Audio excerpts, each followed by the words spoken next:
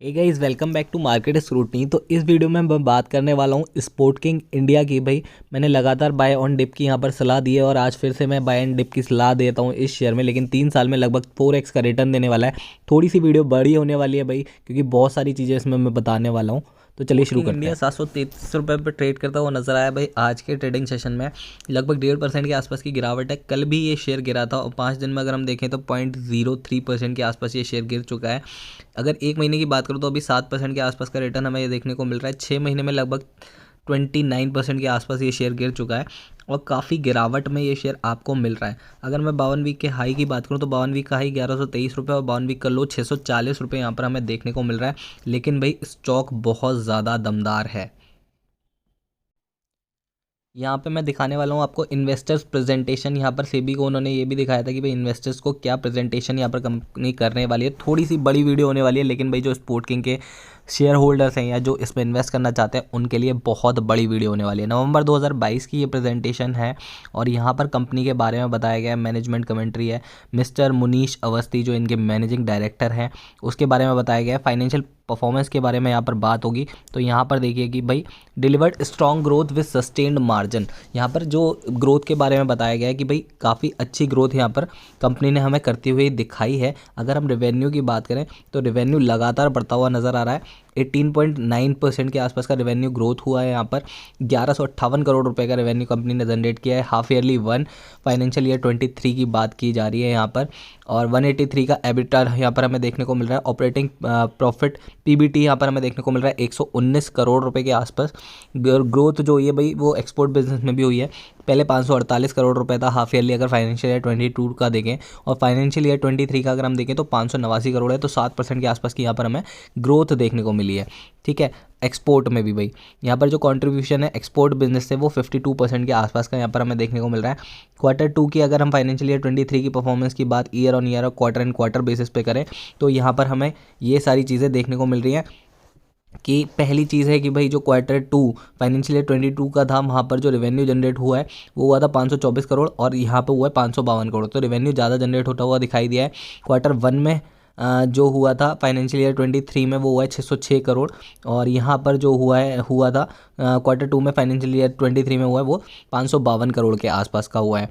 यहाँ पर अगर मैं प्रॉफिट आफ्टर टैक्स की सीधे बात करूँ तो Q2 फाइनेंशियल ईयर 2022 में हुआ था 110 करोड़। यहाँ पर 23 में कुछ भी हमें यहाँ पर प्रॉफिट होता हुआ नहीं दिखाई दे रहा। थोड़ा सा यहाँ पर प्रॉफिट मार्जिन कम हुए हैं, लेकिन प्रॉफिट आफ्टर टैक्स अगर हम यहाँ पर देखें तो 13.7 करोड़ रुपीज़ के आसपास का परसेंटेज यहाँ पर हमें देखने को मिल रहा है।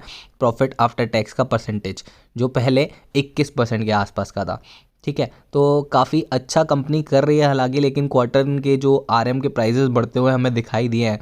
रॉ मटेरियल की कॉस्ट के बारे में यहाँ पर बात की गई है भाई। तो अगर आप यहाँ पर देखोगे तो रॉ मटेरियल की कॉस्ट कितनी ज़्यादा आपको बढ़ती हुई दिखाई दी है। अगर हम यहाँ पर बात करें तो पहले आपको रॉ मटेरियल की कॉस्ट देखने को मिलती थी, वो देखने को मिलती थी 276 करोड़ रुपीज़ के आसपास। यहाँ पर जो हुई है वो 411 करोड़ रुपए के आसपास की यहाँ पर हमें रॉ मटेरियल की कॉस्ट देखने को मिली है, जिसकी वजह से भाई ये जो प्रॉफिट मार्जिन है वो थोड़े से कम होते हुए हमें दिखाई दिए हैं। ठीक है, रॉ मटेरियल की कॉस्ट काफ़ी ज़्यादा बढ़ती हुई नज़र आई है और यहाँ पर जो प्रॉफिट आफ्टर टैक्स है इसी वजह से हमें कम दिखाई दिया है। बिजनेस का ओवरव्यू अगर हम देखें तो काफ़ी बड़ी और काफ़ी शानदार ये कंपनी हमें नज़र आती है। 1989 में इस्टेब्लिश हुई है भाई।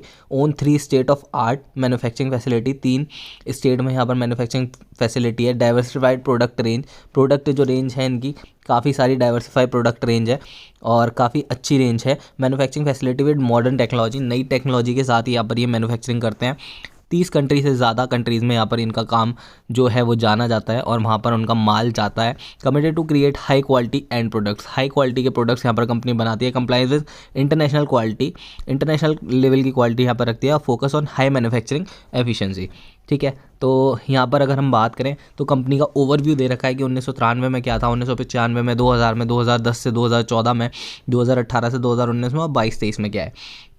ठीक है, तो काफ़ी अच्छा यहाँ पर जोग्राफिकली वाइज रेवेन्यू ब्रेकअप भी दे रखा है हाफ ईयरली फाइनेंशियल ईयर 23 का कि 1158 करोड़ रुपए की सेल में डोमेस्टिक जो सेल है वो 49.2% के आसपास है और 50.8% यहाँ पर भाई बाहर कंपनी ने जो किया है वो बेचा है। ठीक है, काफ़ी अच्छा यहाँ पर ये कंपनी कर रही है और आगे और आने वाली यूनिट्स भी बना रही है कंपनी, मतलब और भी ज़्यादा अपनी एफिशिएंसी को ग्रो करने के लिए और अपने कैपेसिटी को ग्रो करने के लिए। 100% कॉटन यार्न बनाती है, पॉलिस्टर कॉटन ब्लेंडेड यार्न बनाती है, फैंसी यार्न बनाती है, डाइड यार्न बनाती है, acrylic and polyester blended yarn भी कंपनी बनाती है। ये इसकी प्रोडक्ट रेंज है। ठीक है, आगे हम बात करते हैं तो भाई बहुत सारी कंपनियां, ये बहुत इंपॉर्टेंट स्लाइड है कि किस किस को यहाँ पर ये देती है। तो जॉकी भाई एक बहुत बड़ा नाम, M&S बहुत बड़ा नाम, Zara, H&M, IKEA, Interloop, cotton USA, S Oliver, CNA, भाई बहुत बड़े बड़े नाम, सेलर, बहुत बड़े बड़े नाम, ये इस कंपनी के भाई जो हैं, इनको यहाँ पर कंपनी प्रोडक्ट अपने देती है या इनके लिए प्रोडक्ट कंपनी बनाती है। तो ये बहुत बड़ी चीज़ हो गई वे फॉरवर्ड। अब आगे की बारे में बात करने वाले हैं। तो भाई इनकी स्ट्रेंथ क्या क्या है, कंपनी की स्ट्रेंथ के बारे में अगर मैं बात करूँ तो प्रोडक्ट रेंज काफ़ी अच्छी है, क्वालिटी पे फोकस करते हैं, कस्टमर सेंट्रिक अप्रोच है, कॉम्पिटिटिव प्राइजेस हैं, कस्टमर क्वेरीज रिजॉल्व करते हैं और ब्रांड लॉन्चिंग भी वही कंपनी करती है।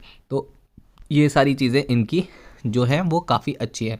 अब आगे बात करते हैं तो भाई क्या करने वाली है कंपनी आगे, उसके लिए भी है। तो status of ongoing expansion project phase 1 and 2 at Bathinda unit. तो भटिंडा यूनिट में क्या करने वाले हैं, एक्सपेंशन करने वाले हैं। तो completion of phase 1 expansion project, first phase capacity addition 40,800 spindles for manufacturing of polyester cotton yarn completed. ये पहला भाई जो इनका फेस है वो कंप्लीट हो चुका है और Q4 के 2022-23 वाले Q4 तक सेकंड फेज़ भी कंप्लीट हो जाएगा।